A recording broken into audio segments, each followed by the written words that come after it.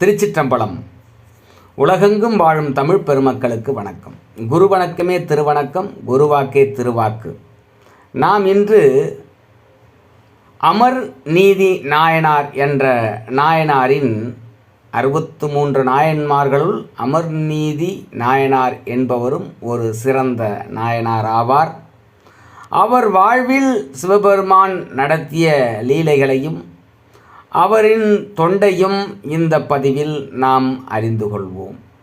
சிவனும் சிவனடியார்களும் சமமான நிறை உடையவர்கள் என்பதை அமர் நீதியாரின் கதை நமக்கு காட்டும், உணர்த்தும். அமர்நீதி நாயனார் பண்டைய சோழ நாட்டில் பழையாறை என்னும் ஊரில் பிறந்தார். பழையாறை இன்றைக்கு கும்பகோணத்திலிருந்து 6 கிலோமீட்டர் தூரத்தில் உள்ள ஊர் பழையாறை. சோழ பேரரசின் பழைய தலைநகராக விளங்கிய பெருமையுடையது பழையாறை. அமர்நீதியார் ஆடை, பொன், ரத்தினங்கள் உள்ளிட்ட பொருட்களை வாணிபம் செய்து பெரும் செல்வந்தராக விளங்கினார். அவருக்கு சிவனாரிடம் பேரன்பு இருந்தது. ஆதலால் அவர் சிவனடியார்களுக்கு உணவும் உடையும் அளித்து தொண்டு செய்து வந்தார். பழையாறைக்கு அருகில் உள்ள திருநல்லூர் என்னும் ஊரில் உள்ள சிவாலயத்திற்கு சென்று வழிபடுவதை வழக்கமாக கொண்டிருந்தார் அமர்நீதி நாயனார். ஆதலால் அவ்வூரில் திருமணம் ஒன்றினை நிறுவி சிவனடியார்களுக்கு உணவினையும் உடையையும் அளிக்கும் திருத்தொண்டை சிறப்பாக செய்து வந்தவர் அமர்நீதி நாயனார் ஆவார். ஒரு திருவிழா சமயத்தில் அமர்நீதியார் தம்முடைய குடும்பத்தோடு மடத்தில் தங்கியிருந்து சிவனடியார்களுக்கு தொண்டு செய்து கொண்டிருந்தார். அப்போது அமர்நீதியாரின் திருத்தொண்டை உலகறிய செய்ய சிவனார் விருப்பம் கொண்டார். ஆதலால் இளம் சிவனடியாராக திருநல்லூர் மடத்தை அடைந்தார் சிவபெருமான் ஓர் சிவனடியார் ரூபத்தில். கையில் தண்டு ஒன்றினை கொண்டு அத்தண்டில் 2 கோவணங்களை கட்டியிருந்தார். சிவனடியாரை கண்டதும், தாங்கள் முதன்முறையாக இம்மடத்திற்கு வருகை புரிந்துள்ளீர்கள் என்று எண்ணுகிறேன் என்று அமர்நீதியார் இன்முகத்துடன் அவரை வரவேற்றார். தாங்கள் சிவனடியார்களுக்கு உணவு உடை தந்து தொண்டு செய்கிறீர்கள் என்று கேள்விப்பட்டேன். ஆதலால் நேரில் தங்களை காண வந்தேன் என்று சிவனடியார் ரூபத்தில் வந்த சிவபெருமான் மொழிந்தார். தகுந்தவர்களை கொண்டு அமுது செய்யப்பட்டிருக்கிறது. ஆதலால் தாங்கள் திரு அமுது உண்ண வாருங்கள் என்றார் அமர்நீதியார் வந்திருந்த சிவனடியாரை, அதாவது சிவனடியார் ரூபத்தில் வந்திருந்த சிவபெருமானை. நான் காவிரியில் நீராடிவிட்டு அமுதுண்ண வருகிறேன். வெளியில் மழை வரும் போல் இருக்கிறது. ஆதலால் என்னிடம் உள்ள 1 கோவணத்தை உம்மிடம் தருகிறேன். நான் குளித்துவிட்டு எனது கோளில் உள்ள கோவணத்தை அணிந்து கொள்வேன். திரும்பும் வழியில் மழையில் நனைய நேர்ந்தால் உம்மிடம் கொடுத்த கோவணத்தை வாங்கிக் கொள்கிறேன் என்று சிவனடியார் ரூபத்தில் வந்த சிவபெருமான் மொழிந்தார். மேலும் இந்த உலகத்தில் எதற்கும் ஈடு இணை இல்லாதது. ஆதலால் இந்த கோவணத்தை மிகவும் பத்திரமாக வைத்திருக்கவும் என்றும் கூறி சென்றார் சிவனடியார் ரூபத்தில் வந்திருந்த சிவபெருமான். அமர்நீதியாரிடம் கொடுத்துவிட்டு அந்த கோவணத்தை அமர்நீதியாரிடம் கொடுத்துவிட்டு சிவனடியார் நீராடச் சென்றார். அமர்நீதியாரும் சிவனடியாரின் கோவணத்தை மடத்தில் பாதுகாப்பான இடத்தில் பத்திரப்படுத்தினார். சிறிது நேரத்தில் சிவனருளால் கோவணம் வைத்திருந்த இடத்தில் இருந்து மறைந்து விட்டது. கோவணம் அந்த இடத்தில் இருந்து மறைந்து விட்டது.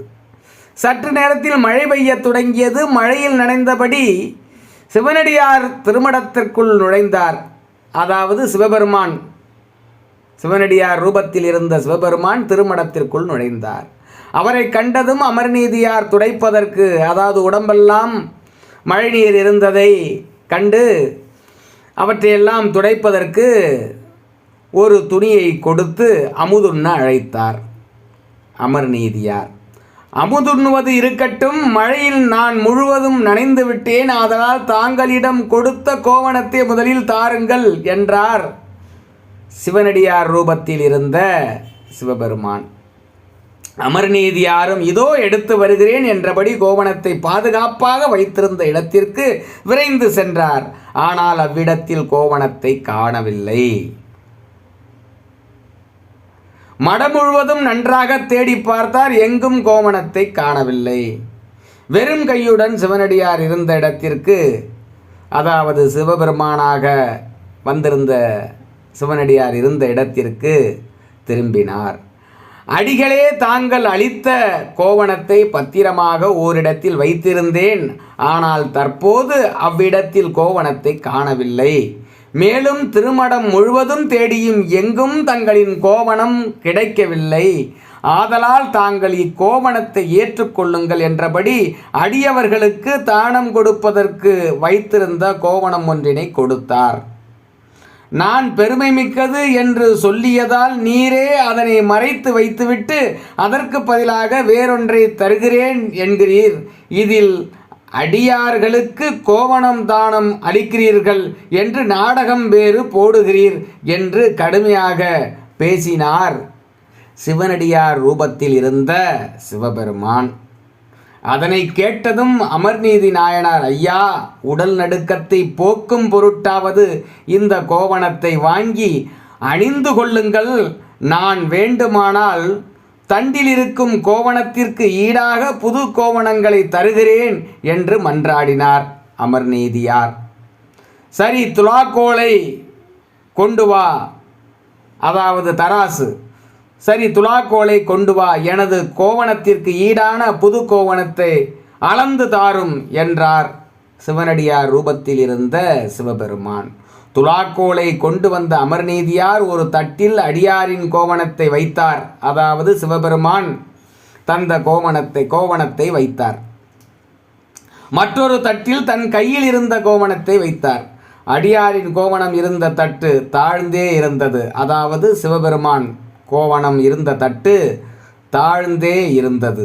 உடனே அமர்நீதியார் அடியார்களுக்கு தானமளிக்க வைத்திருந்த கோவணங்களை எல்லாம் வைத்தார். அப்போதும் அடியாரின் கோவணத்தட்டு தாழ்ந்தே இருந்தது. அமர்நீதியார் தன்னிடமிருந்த பட்டாடைகள், பொன், நவரத்தினம் என எல்லா பொருட்களையும் தட்டில் வைத்தார். அப்போதும் அடியவரின் கோவணத்தட்டு தாழ்ந்தே இருந்தது. அதாவது சிவபெருமான் தந்த சிவபெருமான் கொடுத்த அந்த கோவணம் வைத்திருந்த தட்டு, துலாக்கோலின் தட்டு தாழ்ந்தே இருந்தது. ஐயா, நல்வழியில் தேடிய பொருட்களையெல்லாம் துலாக்கோலில் வைத்தும் சமமாகவில்லை. ஆதலால் நான், என்னுடைய மனைவி, குழந்தை என எல்லோரும் துலாக்கோலில் அமரப்போகிறோம். தாங்கள் எங்களை அடிமைகளாக ஏற்றுக்கொள்ளுங்கள் என்றார் அமர்நீதியார். நான் இதுவரை செய்த அடியார் தொண்டு குற்றமற்றது என்றால் தராசு சமநிலை பெறட்டும் என்று எண்ணியவாறு அமர்நீதியார் மனதிற்குள் 5 எழுத்தை ஓதிக்கொண்டு துலாக்கோலிலே ஏறினார். துலாக்கோல் சமநிலை அடைந்தது. அவ்விடத்தில் இருந்த வேதியர் மறைந்தார். அதாவது அவ்விடத்தில் வேதியர் ரூபத்தில் அடியார் ரூபத்தில் இருந்த சிவபெருமான் மறைந்தார். இடப வாகனத்தில் அம்மையப்பர் காட்சி தந்தனர்.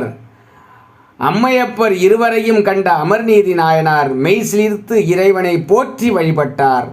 இறையருளால் துலாக்கோல் புட்ப விமானமாக மாறி, அதாவது இறையருளால் அந்த தராசு தட்டு, அந்த துலாக்கோல் புஷ்பக விமானமாக மாறி அமர்நீதியார் குடும்பத்தினரோடு சிவலோகத்தை அடைந்து சிவனடியில் நீங்கா இன்புற்றிருந்தார். அமர்நீதி நாயனாரும் அமர்நீதி குடும்பத்தாரும். அமர்நீதி நாயனார் குரு பூஜை ஆனி மாதம் பூரம் நட்சத்திரத்தில், அதாவது அமர்நீதி நாயனாரின் குரு பூஜை ஆனி மாதம் பூரம் நட்சத்திரத்தில் கொண்டாடப்படுகிறது.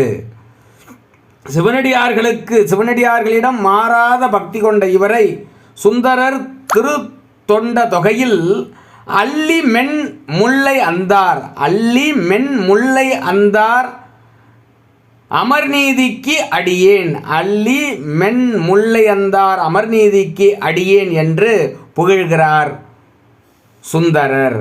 ஆகவே நாம் இந்த பதிவில் அமர்நீதி நாயனாரின் சிவத்தொண்டினை அறிந்தோம், சிவபெருமானின் லீலையையும் அறிந்தோம். அமர்நீதி நாயனார் திருவடிகள் போற்றி போற்றி. திருச்சிற்றம்பலம். தென்னாடுடைய சிவனே போற்றி, எந்நாட்டவர்க்கும் இறைவா போற்றி போற்றி.